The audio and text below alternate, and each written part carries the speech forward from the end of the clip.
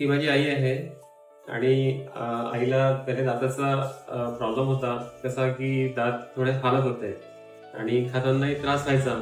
त्याच्यामुळे आणि दातांचं जे मध्ये-मध्ये जी गॅप होते त्याच्यामुळे चेहरा पण चांगला दिसायचा नाही. तर मी आईला एकदा म्हटलं की आपण आता दात नवेच लावून देऊ. तर आई म्हणे की या एजमध्ये कसं लावायचं? म्हटलं आमच्याकडे एक चांगले डॉक्टर माझे ओळखीचे आहेत. डॉक्टर हरीश काठे. तर ते एक्सपर्ट आहेत. त्यांचं ॲडव्हान्स डेंटल क्लिनिक आहे. तिथे आपण एकदा दाखवून बघू. तर मी फक्त दाखवायला म्हणून चल म्हणून आईला आणलं इकडे. तर आईला इथे खूप कॉन्फिडन्स आला. इथे डॉक्टर पायल मॅडम पण आहेत.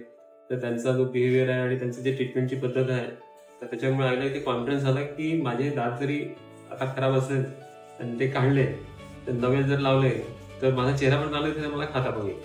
तर हा कॉन्फिडन्स आईला इथे आल्यानंतर आला. इथला स्टाफ खूप कोऑपरेटिव्ह आहे आणि त्यांनी आईला आजी किंवा आई, काकू असं म्हणून संबोधन करून आईची ट्रीटमेंट केली तिथे आणि आईशी बोलायचे ते कसं वाटतंय आता काय. तर आईची खूप काळजी घेतली.